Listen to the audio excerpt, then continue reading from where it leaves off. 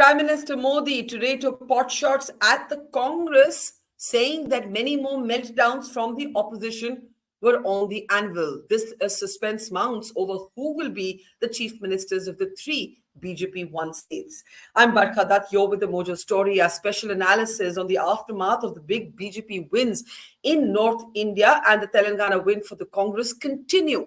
There are many ramifications for 2024, in particular for how the opposition will choose to organize itself.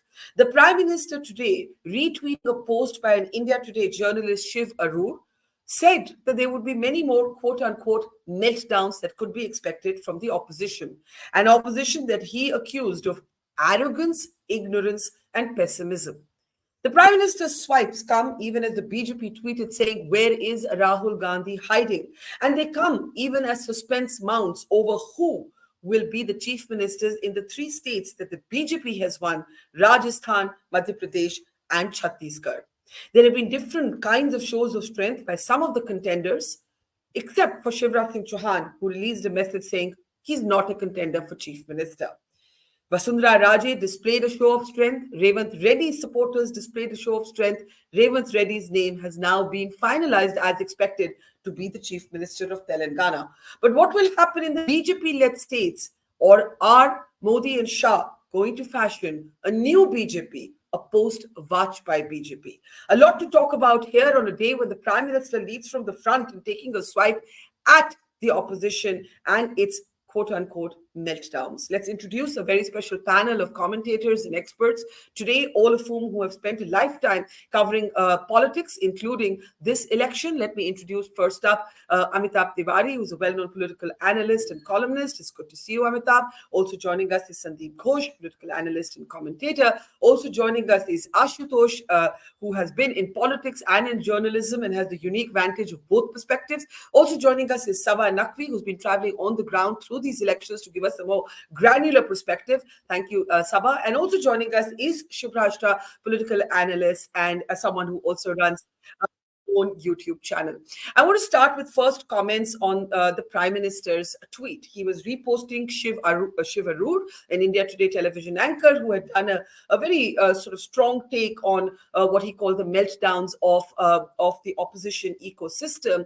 The Prime Minister used emojis in that tweet. It triggered a lot of debate, a lot of chatter. Initially, some thought, oh, is this the Prime Minister's account or is this somebody else? But it was indeed the Prime Minister. And meanwhile, the BJP's Amit Walvia also went on the offensive, tweeting, "Where is Rahul Gandhi?" What did we make of the Prime Minister's tweet? Let me actually start with you, Ashutosh. Clearly, the BJP has decided to go for the jugular. It's the victor's moment to gloat. And why not? All is fair in love and politics. What did you make of that tweet? Barkha, frankly speaking, I think it was expected from the Prime Minister and the entire BJP.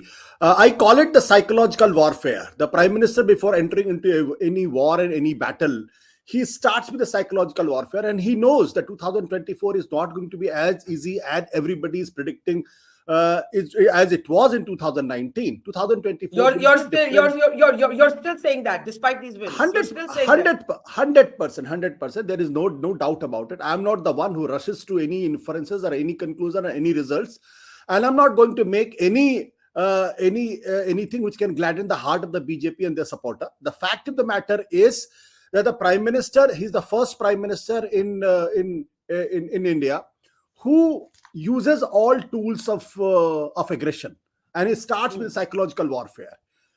It is to keep your opponents always on the toes. See, look at the phraseology which has been used by the BJP and the leaders. Why they are so obsessed with Rahul Gandhi? If Rahul Gandhi is nobody, he's a non-entity in Indian politics. He always brings bad things for the Congress party. Then why so much obsession with Rahul Gandhi? The fact of the matter is that the BJP realizes that at the all India level, the only political party which can come up as an alternative, and alternative in this country has been given lot of hints. Whether we want to accept it or reject it, it's a different thing altogether. But look at some surprising things happen in Indian politics, like emergence of Arvind Kejriwal in Delhi, in Punjab, most surprising results. The amazing things happened, the BJP's emergence in Tripura and in West Bengal, and also recent in Mizoram. A complete non-outlier suddenly became a ruling party. Look at what's happened in Argentina, in France, Yeah. in Netherlands. So I mean, I take your point that politics is full of surprises. Fair enough, but you know Amit Malviya tweeted today saying, "Where is Rahul Gandhi?" Since the election result, Ashutosh, and then I'll open it up. We haven't actually seen a front-facing comment from Mr. Gandhi on the results. That doesn't seem like the sportsmanship of a mature politician. On the other hand, you had a Kamal Nath walking in with flowers to meet Shivraj Singh Chouhan. You have had Ashok Gehlot already convening a meeting of the MLAs who have won in Rajasthan. Where is Rahul Gandhi is a fair question, isn't it, Ashutosh? Say, Barkha, that serves the purpose of the BJP, because BJP wanted this debate to carry on so that the people will feel. But Rahul Gandhi could have just come out and made a statement. I mean, we are not engineering this debate. No, I'm not blaming you. I'm saying this is BJP has developed a science for electioneering. BJP has developed a science, and everything is decided. It's not that something like this. I had written a column on this, and I can tell you that from the booth management to the psychological warfare, from the small pig, from the micro to the macro, everything is decided, predestined, and then accordingly it is executed till the last minute. I appreciate for that. I think this is the modern BJP, and the Congress and the other political parties have failed to march with them, and that's their failing. The fact of the matter is that the BJP today is not what everybody loves to say, that Atal Bihari is Vajpayee. This is a completely new beast, and in the coliseum of politics, for Narendra Modi and the BJP, every fight is a gladiatorial fight. They fight as if their life hinges on that. So let's go from you as a BJP critic to somebody who has been a BJP supporter, who has worked with BJP leaders. Shivraj, let me bring you in, but who is often sort of able to criticize the BJP when she doesn't agree with it as well. How did you see the Prime Minister's tweet? How do you see Ashutosh's valid point that the BJP, it actually suits the BJP to make the opposition all about Rahul Gandhi, and Rahul Gandhi does himself no favors by almost often walking into their trap? What did you make of that tweet by the Prime Minister? Barkha, thank you for having me on the show. Look, Prime Minister has always embraced social media like it's a second skin ever since Twitter was there, ever since Facebook started its various features and all of that. So I'm not surprised at Prime Minister's tweet at all. In fact, I am surprised at the surprise shown by a couple of them. Now let us understand, why is Prime Minister responding, and to whom is he addressing? Now the use of emojis, the kind of words that he used, it's all to address a Gen Z population, which is Prime Minister Modi's next target. I mean, you and I don't use so much emojis. The emoji generation is the next generation of voters. So what people don't understand is, and when there are comments like there is some journalist who wrote Prime Minister or troll in chief and stuff like that. What they don't understand is that the Prime Minister has a very separate, distinguished language to talk to different kind of people. So if he is talking to an India Today journalist, he has a very different language than when he has a personality on Twitter, than if ever he chooses to come on Mojo Story, than he would when somebody like Mr. Tiwari would go to meet him as a political strategist. One will have to appreciate Prime Minister's range and variety in which he speaks and the kind of stances he takes. Now my problem with the discussion that has gone on so far, Barkha, on your show also, is that let us talk about Argentina, but let us not talk about Rajasthan and Chhattisgarh and Madhya Pradesh. Why? Because Argentina's the kind of regime change that Argentina saw might have some reflection on Indian polity, but these three states were just run of the mill campaigns. This is the problem. This is the arrogance that the Prime Minister and the others, people like us, are talking about. Please see ground reality for yourself. Please accept that something fundamentally has shifted in Indian politics, and it cannot be explained only by political analysis. Something Can I ask you to define that shift? Can I ask you to try and define what that shift is? Yes, I think it's more of a social change. I think fundamentally people have started associating with politics in a very different way. It is no more about electoral politics. If you notice, Barkha, yes, ever since the election results came out, if you were to talk to a couple of union ministers and uh, top leaders of the BJP, they've stopped talking about Rajasthan, the states that they have won, except when they talk to media. They've already started hitting the ground in Kerala. They've Yeah. already started hitting the ground in states where they have not been able to perform that well. This is the kind of machinery that you are talking about. And this machinery is not new. This machinery was always there. The only thing that has perhaps changed is the aggression with which they present this personality, the electoral personality of theirs. Now, in Indian Right. society, it did not go down well when Sanatan was attacked the way it was attacked during elections. It did not go down well when somebody called Prime Minister a panoti. These are words, these are statements that do not go down well in the Indian consciousness. You are not talking about just anybody. You are talking about a prime minister. India primarily is, how we may like it or not, but it is a hierarchical feudal society at one level. To call the prime minister panoti from a stage and expect no backlash from the public, it's not going to happen. Now, in India, unlike other countries, and I don't want to give examples of other countries, people don't necessarily hit the roads to show their mandate. They would, there's a concept of chuppa voter in the heartland, and I think people vote and they show where they stand. Last elections, Barkha, if we remember, we were doing the analysis in a similar manner, right? That BJP had become arrogant. They thought they are going to win Madhya Pradesh and Chhattisgarh by the margin that they expected. BJP made some rectifications. Anti-incumbency was there in Madhya Pradesh, but Okay. look at Let how Shivraj Singh Chouhan came to power. It all can I boils down to how much you understand the pulse of people, is my Okay, take on things. two completely differing perspectives. Sabha, I think what Shurasha is saying is that Ashutosh has a level of denialism. She didn't use those words. I am summarizing. Ashutosh says anything can change in politics, and the Prime Minister, more than anybody else, understands that 2024 is not a done deal. Now, no election and no serious politician should treat any election as a done deal. But in your own writings, you may be a critic of the BJP, but you have written about their formidable organizational machinery. You have written about, and I followed your writings about meeting BJP workers at the very booth level, the district level, the proverbial panna pramukh. What's going on here? There is a silence by Rahul Gandhi. Jairam Ramesh has been fronted to talk about the opposition. The individual chief ministers have been fronted. And the prime minister is going in for the jugular. He's going in for the kill. That's what politics is. So Sabha? there's no doubt. I'm unmuted, right? There's no doubt that the Yeah. BJP. I'll tell you where I think issues like the Sanatan comment, where it comes into play. It's not that the public everywhere is talking about it. They certainly want in Telangana, and there's even in Rajasthan and all. They were not talking about it. What it does is that it motivates the cadre of the BJP at a very high level.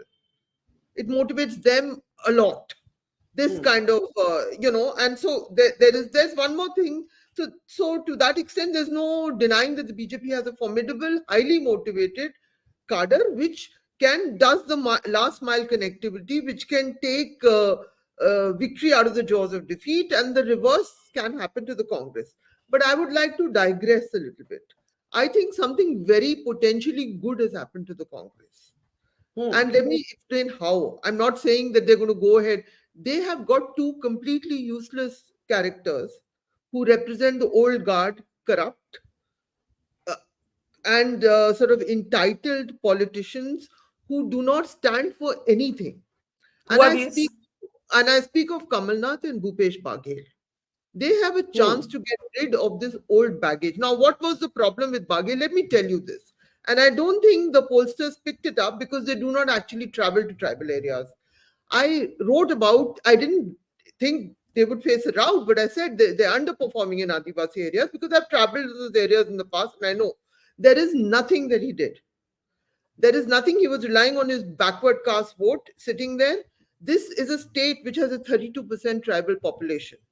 He just did a sort of Hindutva thing. He did not protect the Christian Adivasis from attacks.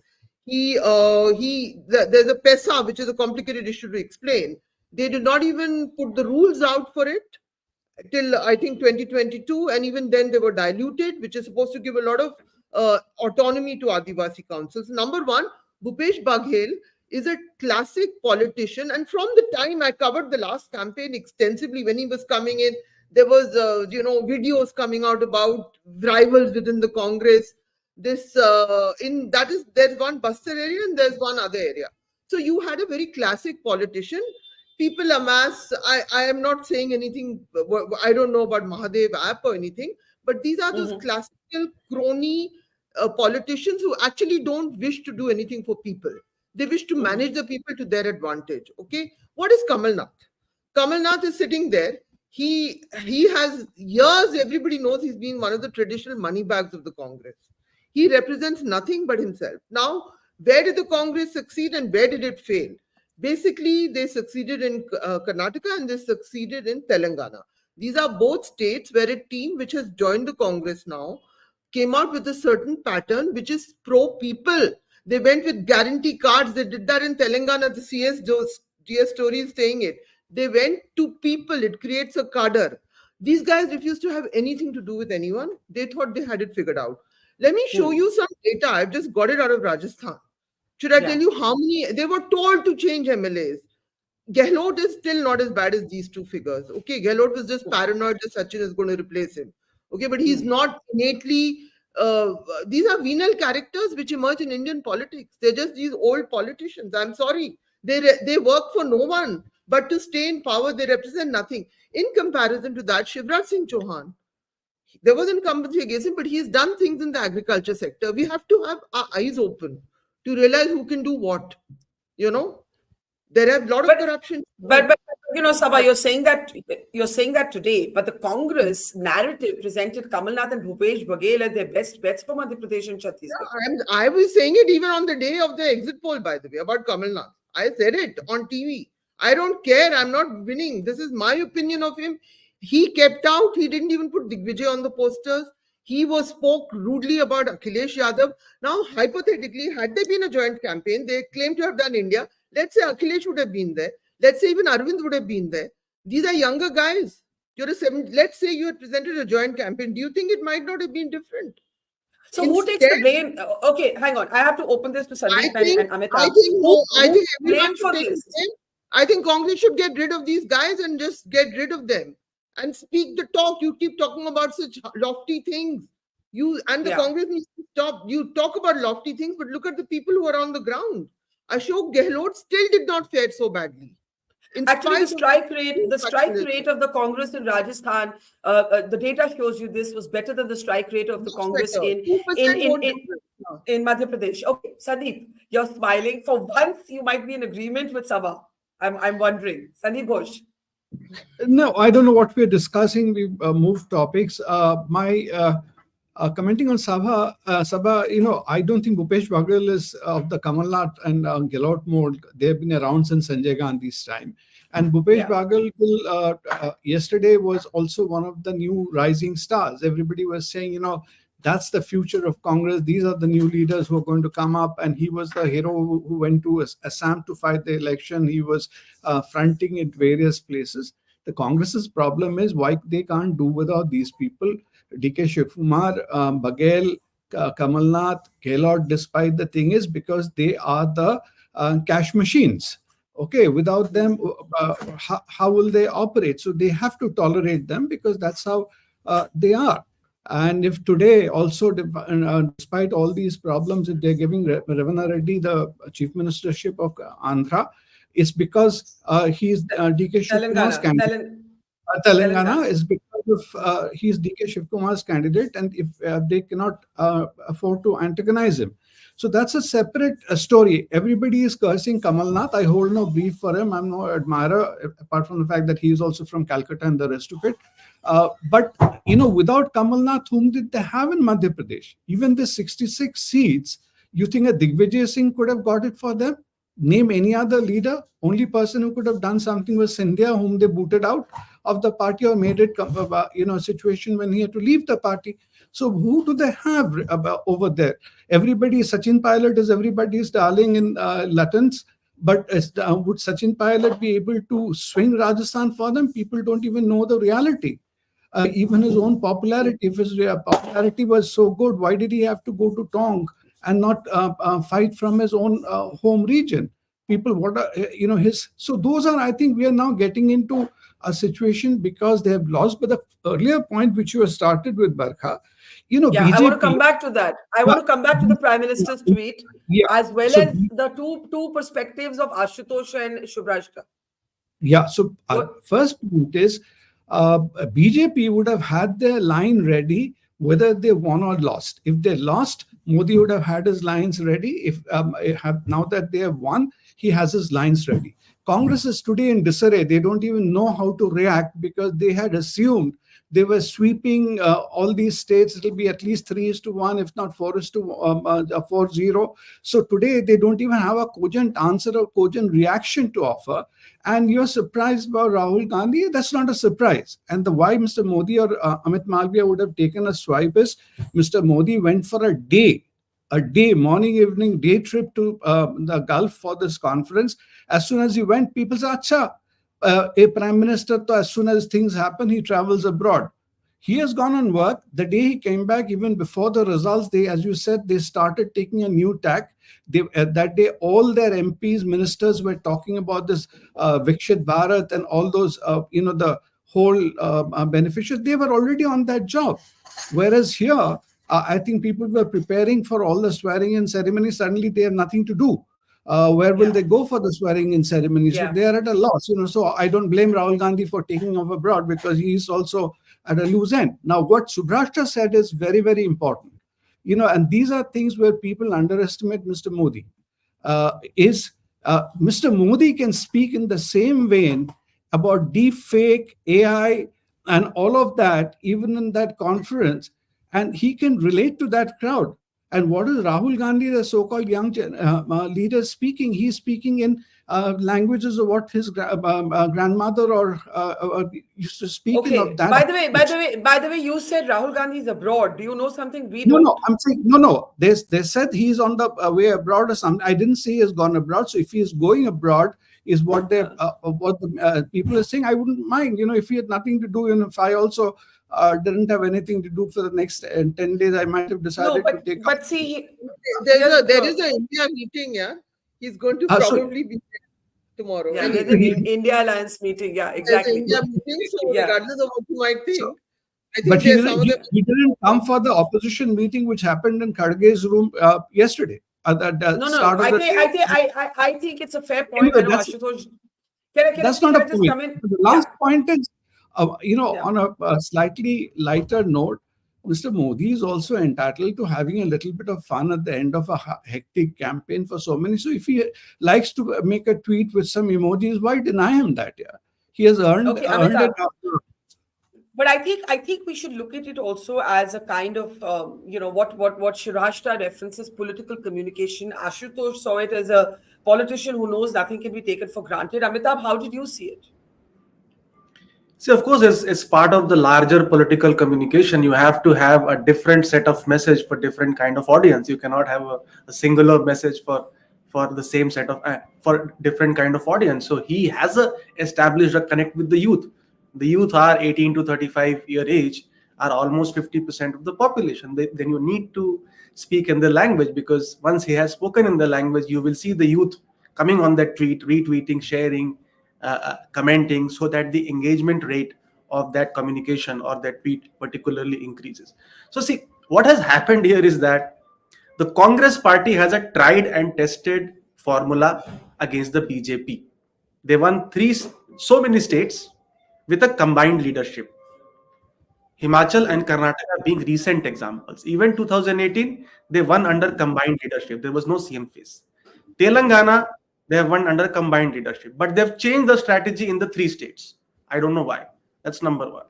Number 2, BJP, learning from mistakes, has actually converted the election from a presidential style into a local sort of an election in the states where it was in opposition, because it announced the candidates fairly early, 3 months before even the dates were announced. But it didn't announce the same candidate in any of these 3 states. Because in all the states where party has been in opposition since 2014, barring Delhi 2015 and Assam 2016, they have never declared a CM face. Modi is the CM face where BJP is in opposition. They seek votes in his name and then promise to the people that he will appoint a custodian who will run the double engine ki sarkar. Now coming to Madhya Pradesh, where they did not announce the CM face. I mean, there is a particular strategy there also. See, success has many fathers, failure has none. So in MP, there was this buzz of parivartan, but parivartan from whom? किससे परिवर्तन? परिवर्तन मामा से या परिवर्तन भाजपा सरकार से? ये दो अलग अलग बातें हैं.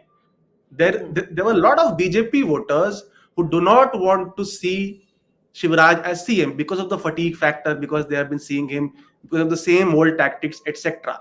So by not announcing him as the CM face, they have sort of kept those voters in their kitty and not gave them a reason to switch to Congress or to any other party. Now Congress has made an MP a presidential style election, but is Kamal Nath a charismatic leader who can run a presidential campaign against Mama? No way, no way. Well, you know, a lot of the formulas that we are used to don't fit, because Siddaramaiah was not necessarily charismatic, but the Congress succeeded in localizing the I election must there. admit, because- he was very charismatic. He's One known. minute. He's very rooted. No, No, he he can't very- understand. Yeah. No, Sabah, He's I very have, good. He's I a have mass great leader. respect. He's a backward caste. Anyway, yeah, carry on. Yeah. I Kamal just want Nath to is clarify. first of all. I just want Yeah. to clarify what I meant. I just want to clarify what I meant. I don't mean that Mr. Siddaramaiah is not a rooted, successful politician and not a mass leader. I'm simply saying that he's not a high voltage figure. Even DK Shivakumar, in a sense, in terms of media presence, was probably a more flamboyant. Maybe the word should have been flamboyance, not charisma, but flamboyant, right? Shivraj Singh Chouhan is low profile. Even today, he's releasing statements saying, I don't want to be chief minister. I'm just saying I'm not convinced that what's happened here is the BJP making it presidential, because the BJP tried to do that in Karnataka, it didn't work. So before we come to the issue of chief ministers, what was different in these set of elections? Possibly that there was no anger with Shivraj Singh Chouhan, which is the point that Amitabh made. There may have been anger with MLAs, but not with Shivraj Singh Chouhan. Ashutosh, I want to bring you in on the larger framework where we started, right? You said the Prime Minister understands 2024 is not easy. Shubhrajta says you are part of that ecosystem. She didn't say it exactly, but I'm saying it for her, that the Prime Minister was talking about. You don't want to see what happened. See, Barkha, I think Subrasta took me wrong. The fact of the matter is why BJP is ahead than the rest. Because the Prime Minister is always 2 steps ahead than the rivals. Look at what happened in Bihar election. Bihar election, on the same day, he gave a speech for Bengal. With the Bengal, he gave a speech for the UP elections. And today, 2 days back, when the BJP won 3 states, he was giving a speech for the 2024. So the fact is, he knows what he has to do. And that's where the failing of these opposition parties lie. See, the fundamental thing which has changed, and I agree with Subrasta on one point, there's something fundamentally changed in India's socio-political paradigm. And that paradigm is not only is only confined to India, but it's global, in the global context. That's what I'm saying. See, Subrasta is talking about Sanatan and the BJP is tom-tomming about Sanatan. My point is, where the statement was made in Tamil Nadu, what ripples it has created? Did it create any ripple in Karnataka? Did it create any ripple in Telangana? Did it create any ripple in Andhra Pradesh? Did it create any ripple in the West Bengal? Did it create any ripple in the Ambedkar's land in Maharashtra or Vivekanand's land in Calcutta? No, it did not. So I think we have to we sitting in here in Delhi and think that the Sanatan has created ripples and everybody is very unhappy with that, and that's why the Congress is booted out. Why there is no revolt against the DMK government in Tamil Nadu? My question is this: if insult to Sanatan is so powerful stimulus, then why there is no revolt because the politics of Tamil Nadu are rooted in Periyar's politics. You can't compare Tamil Nadu with... That's the fundamental question we have to address. Today, if Dayanand Saraswati had been alive, he would have been sent in jail because the kind of statements he made against our gods. But then Arya Samaj movement was a very powerful movement then. So Basavanna's Karnataka, Narayan Guru's Kerala, and Periyar's Tamil Nadu, and these are two diverse Hindu population, and we want to make only one kind of Hindu population, and we want to only address to that. And anybody who's making a statement is created as a villain and the traitor. Now, the fundamental question today which we have to answer is that whether Congress wants to imitate BJP and Hindutva, or the Congress wants to go back to its own ideological positions, where it wanted to take everybody along, was talking to everybody, or you want Kamal Nath, who's going to the Dhiren Shastris and touching his chair. Then how are you different from the BJP? So it's a much larger question. It's a much larger question. And second point, which is very, very important, which I said briefly in my first statement, that the Congress has to change, has to get rid of these politics, the politicians who are the product of the Darbari politics. This Ashok Gehlot, Kamal Nath, these are the product of Darbari politics. What have they done? All 5 years you are fighting with Sachin Pilot? Is it expected from a senior politician? Is Kamal Nath, जो कपड़े फाड़ने की बात करते हैं दिग्विजय सिंह की, and he did not listen to any, he even defied even the Congress High Command. Ashok Gehlot defied party High Command. And they should learn from the BJP. Vasundhara Raje Scindia was unhappy. Shivraj Singh Chouhan was unhappy. Did they make any spectacle in public? No, they did not. So if Ashok Gehlot still survives, Kamal Nath still survives, then there is no future for the Congress party in 2024 and later also. Okay, that's I'll only ask you, how can you get rid of Darbaris if you don't dismantle the Darbar? Both go hand in hand. If you have a Darbar and Darbar style politics, you will have Darbaris. You have to change. Sandeep, I'm sorry. A new Darbar is being created now in Delhi also. And the results will be shown after 15 years or 10 years down the line. The similar politics is even pursued today. See, the mistakes made by Indira Gandhi in early 70s and in the late 70s and early 80s, the Congress is suffering from there. Okay, let's Sandeep respond then, Shivraj. 5 years later, that's their problem. But today, as you are saying, if we are all wanting to reconstruct a Congress, you can't get rid of Darbaris without undoing but I think it's a good time to take the point that Sabha made to me, and I should have used my words more carefully, that there is a Siddaramaiah who can win elections, and there is a Kamal Nath, and they're two very different kinds of politicians. And I think that's what that's the point that Ashutosh is making, and I was trying to make a different point, perhaps poorly worded. But I want to bring in Shivraj in on what's been said. Go ahead, and then I'll come to the others. Shivraj? Barkha, I think I was also misunderstood. Attack on Sanatan was not the only factor why BJP performed the way it performed in these three states. What I'm just trying to say is that the opposition in its entirety has not had its communication clear till now. See, we have an Indie alliance. As an Indian citizen who would really like to see a strong opposition, I also want to know what agendas are there in the opposition's head when they talk about 2024 elections. I really want to know. And it cannot be that some of them boycott some anchors and some of the rest of them keep going to the same anchors again and again. It cannot be that you abuse Akhilesh Yadav. He is at the end of the day, Samajwadi Party is a force to reckon with in North India and Uttar Pradesh, and you cannot, and of course it has repercussions in Madhya Pradesh as well. So there are these confusing signals that the opposition has been giving to its own alliance partners and of course to the public. If I were to talk about politics in general today, let us understand one thing, that despite the political conversations we have today, let us go back to the drawing board and see the policy interventions this government has made. Some of the policy interventions are truly secular. And when these policies, and we all know that in India, the country with the scale, magnitude, geographical variation and all of that, no policy will be free from, performance errors.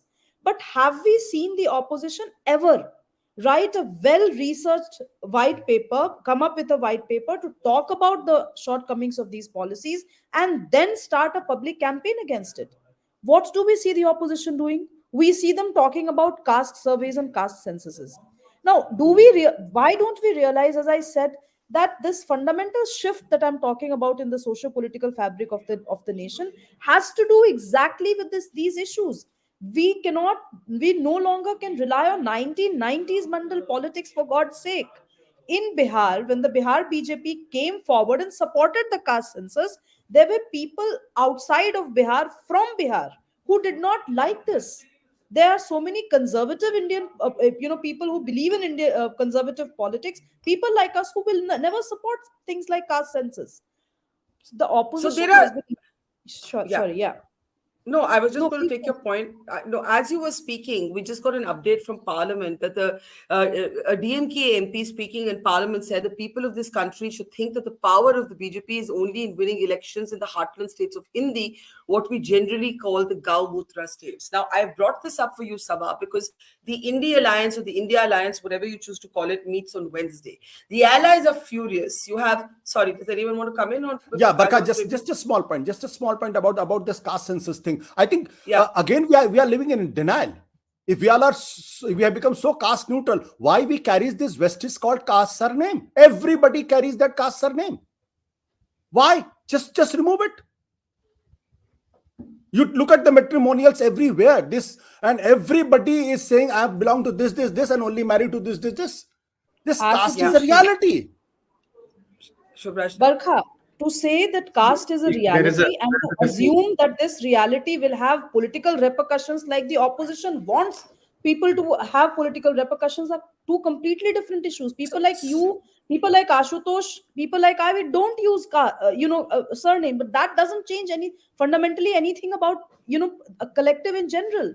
Also, let Okay, us understand this sham of a caste survey that was done in Bihar. People saw through it. What new data did we see, Ashutosh ji? okay, we have Hundreds gone of into. crores were spent on that survey. It was not even census. It was a survey. Can I Nothing try new and came out of it.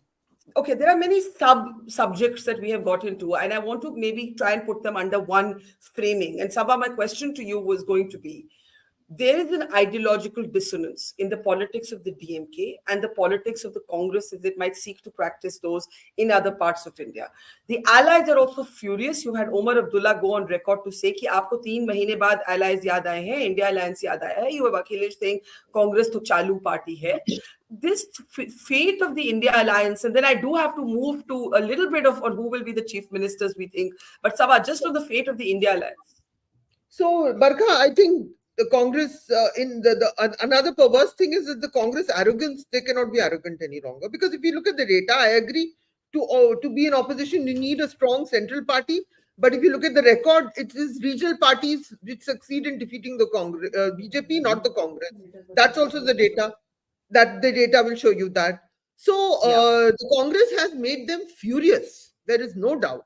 They just refused to have any meeting, to do anything till these elections are over. Now they are rushing about it. The thing is that they all need to hang together.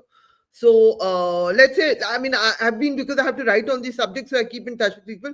Just to clarify, Shivraj, I think there will be a little change that jitni abadi utna haq is going to go out of the window.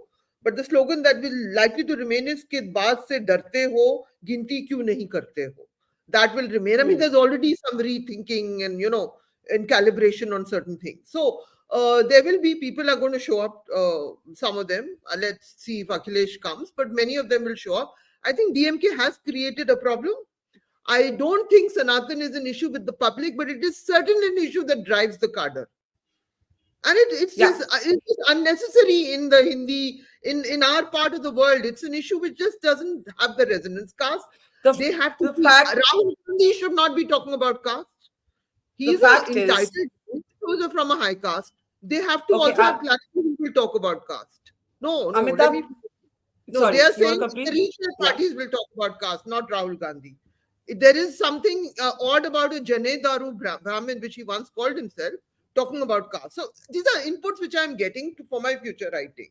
So I'm just sharing it with you. They're sitting there. I have a notebook, notes. Yeah. So that's it. So I believe this is. I don't agree with you, Sabha, on this. No, you may not agree. I'm sharing information. Yeah, I don't have so many opinions. I'm also not. No, because Yeah. this is an upper caste, typical upper caste narrative. Where is the 50? Where is the 70% other population? Where is the OBCs and the Dalits? Have you ever? मैंने Ashutosh, the slogan बता point दिया जो is, बदलने वाले हैं अभी मुझे सवाल मुझे पूछने लग दो। रहा हूँ मैं अगर ये ये कह रही हूँ कास्ट, मेरे को नहीं चाहिए। अच्छा We all on this channel belong to the upper caste. As simple.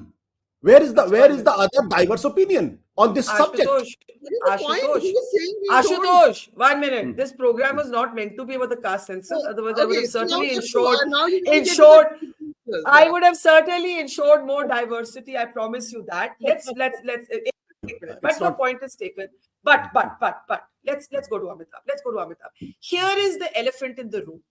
On leadership, on narrative, on Hindutva, the opposition does not have a counter. That is the point. Let us just say it for what it is. Amitabh. Yeah, so on leadership, of course, now there is a confusion on leadership. Who will lead the alliance? Congress was hoping that the India bloc, they will lead if they do well in these state elections. Now nobody is going to give Congress the leadership of this bloc. And I would also doubt that some of the parties might even start thinking whether it is even beneficial to them to be part of any such alliance.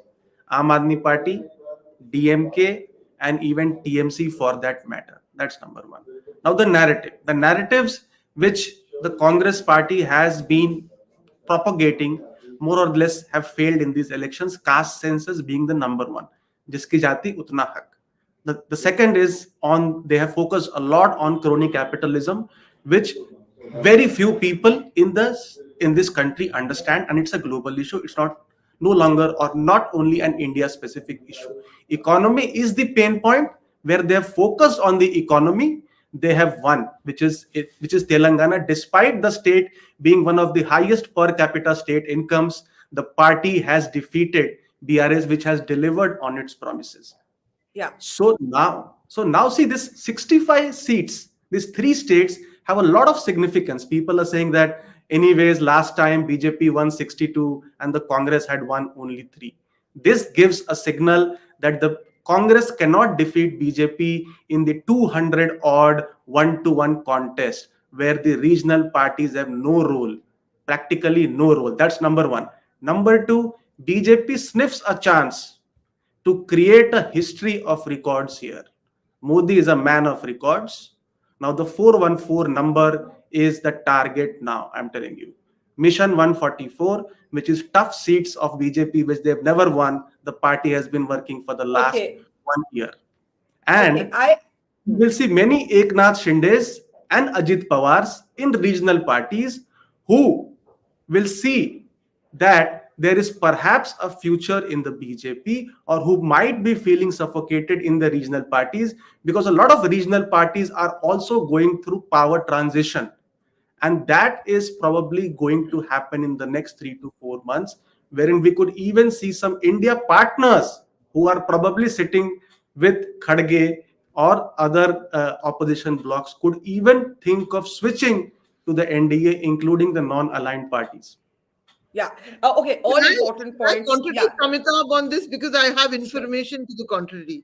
Actual information, not like talking to the people.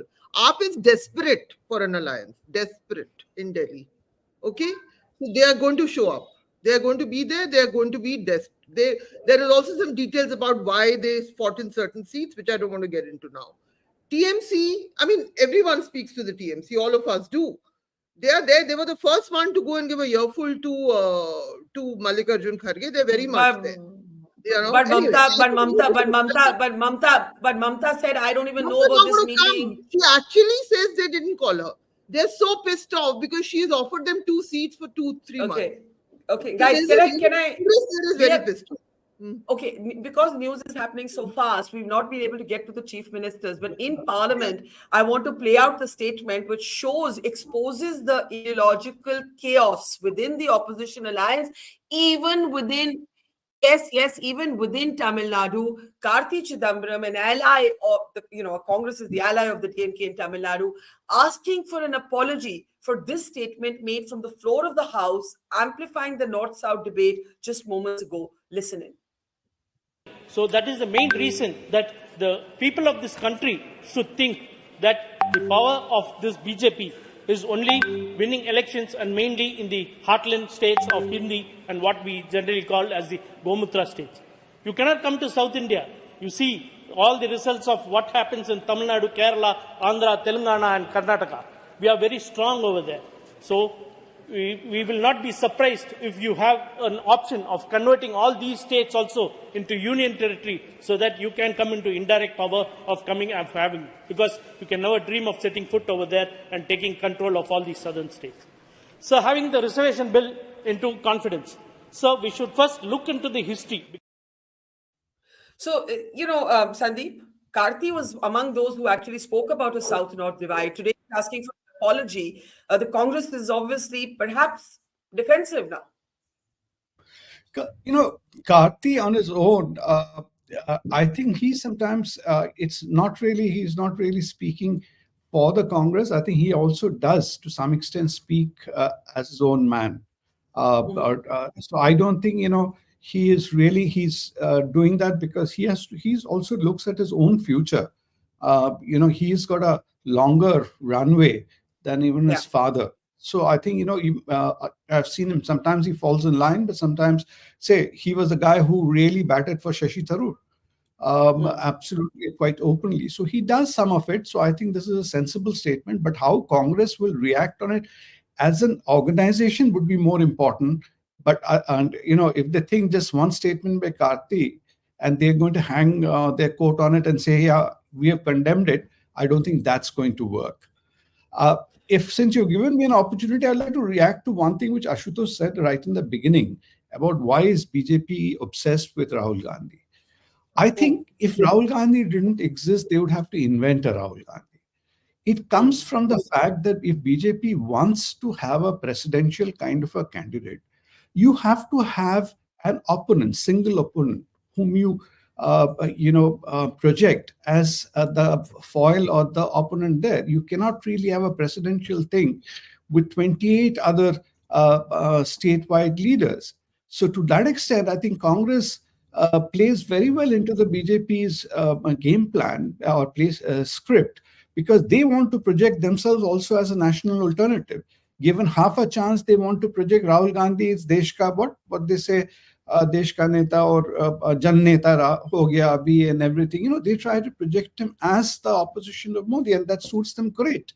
And so every time you make a statement like this, Panauti or everything, whether that means anything or not, BJP will latch on to it because they need. Yeah, I think that's absolutely correct. And I think even before the dust has settled on these results, this is not the kind of controversy, certainly, that the opposition needed. Let's take last comments. Shivraj, I'll start with you because I know you need to leave. I'll start with you and then I'll take the others. Go ahead, Shivraj. Barkha, I think the election results this time actually it can be a reflection of what is to come in 2024. I think BJP needs to really work on its strategy to start gaining grounds in the other South Indian states. Having said that, in Telangana, BJP has shown a lot of progress.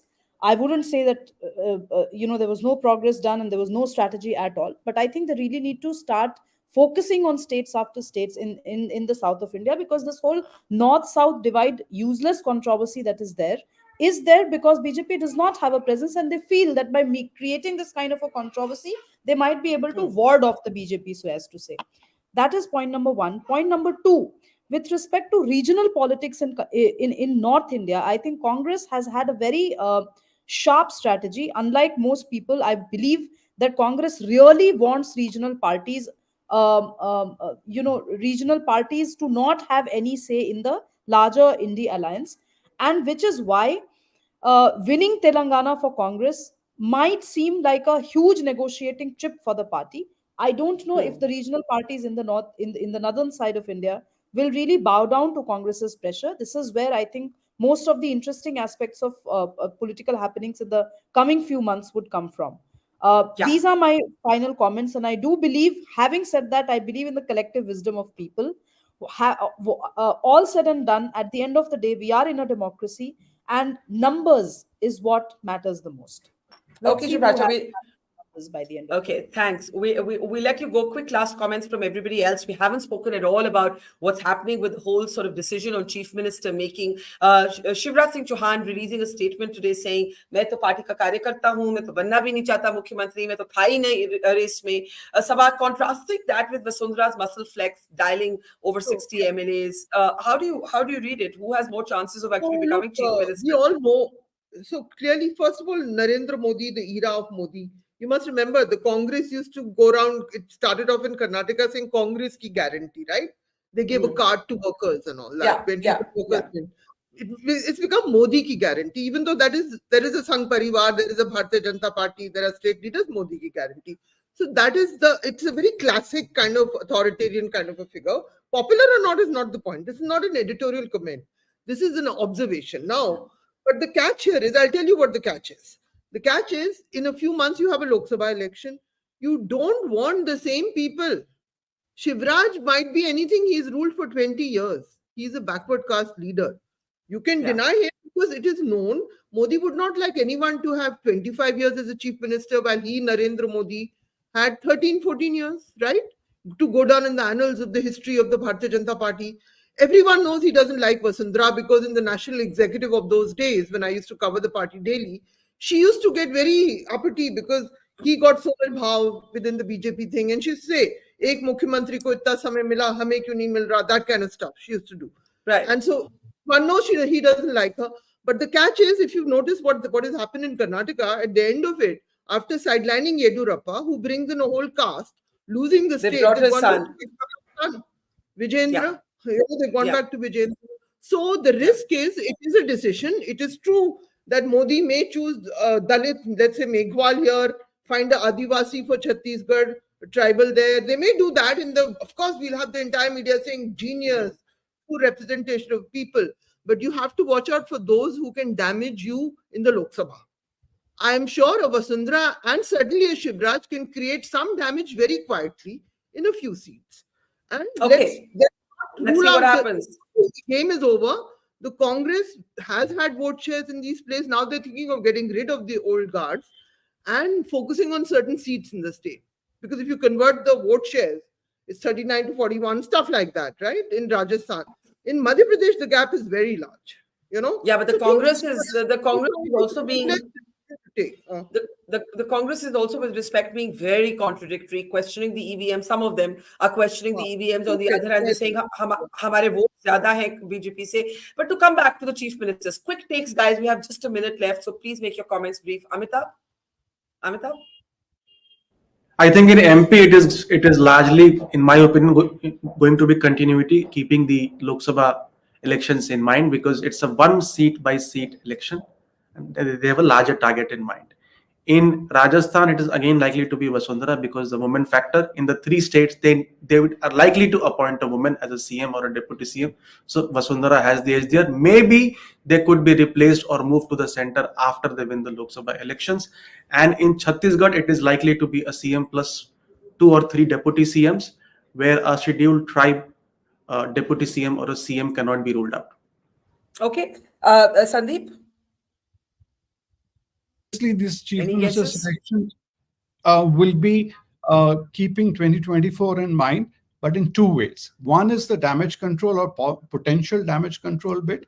And so a Shivraj fits that situation. They would not like to upset Shivraj, and Shivraj would be much more amenable if they want to shift him after Lok Sabha to the center or whatever else they do. Vasundhara, it is a now or never moment for BJP to replace her. And they will have to look at it in terms of the leader. There are potentials also in two ways. One is damage and what you bring onto the table. Vasundhara, as chief minister, they will not see this election being an automatic extension to what is going to happen in 2024. 2024 is also going to be decided on certain, independent basis. So if Vasundhara doesn't bring value, they may make the change there. And certainly, again, in Chhattisgarh, they will have to send out certain strong signals to get into the vote. So I don't think that a Raman Singh will be brought back. You will find probably one of these newer faces. People are talking of Renuka Singh and the other person, and it could be a combination, as Amitav says. You will have a clear signaling, and I don't think it's Raman Singh there. Okay, very interesting. Ashutosh, any guesses? Sorry. Yeah. Sorry. One second. Sandeep, what? You may have a very, very unconventional choice, somebody like Om Birla or even a Bhupendra Yadav, or somebody who can come in, who are very good organization men, who are neutral, and who can carry it through non-controversially to 2024. Okay, Ashu, quickly. See, Barkha, if you're having this discussion in pre-2014 time, then probably I would have made a guess. But if Bhupendra Patel can be the chief minister in Gujarat, Pushkar Singh Dhami in Uttarakhand, and Om Birla can be the speaker, then it's futile to make a guess that who will be the chief minister. The only thing I can say is that if Mr. Modi will be conservative and a bit defensive, that he will go ahead with these big names. And if he's radical and wants to totally get rid of this Atal Bihari Vajpayee and the Advani era politician, then he will go for a Bhupendra Patel or Pushkar Singh Dhami. And the bottom line is none of us actually know, and nor can we actually make any informed guesses. One should own up to that. Exactly. That's why I'm saying. It was a good guessing. It was a good guessing game in pre-2014 era. No, the best part is it's not that we don't know. I don't know, Ashutosh. All the media who go and suck up to the BJP day in India, they also don't know. That is the beauty of these days. They are no better informed than us. Okay, thank you very much. Thank you. Let's not guess where we have literally no idea. Let's not make a fool of ourselves. Thank you very much to Sabha, Amitabh, earlier to Shivraj, Sandeep, and Ashutosh. Thank you to our audience. See you tomorrow. Thanks for watching. Mojo Story has always made a commitment to its viewers to go to where the story is. And as you can see here, we are at the epicenter of the Israel war on Gaza. We are right at the front line, about 1 mile from the Gaza Strip, as the Israeli military gets ready with its tanks and its gunners to begin its final frontal assault that will take troops into Gaza. As we said, we are not like other organizations. We believe in giving you all sides of the story objectively and as much as possible from the ground. And that's exactly what we're doing here, covering the biggest global story today from the epicenter of the war zone. So please, we need your support. Support us, become a Mojo member, subscribe to us, spread the word, and thank you for your support.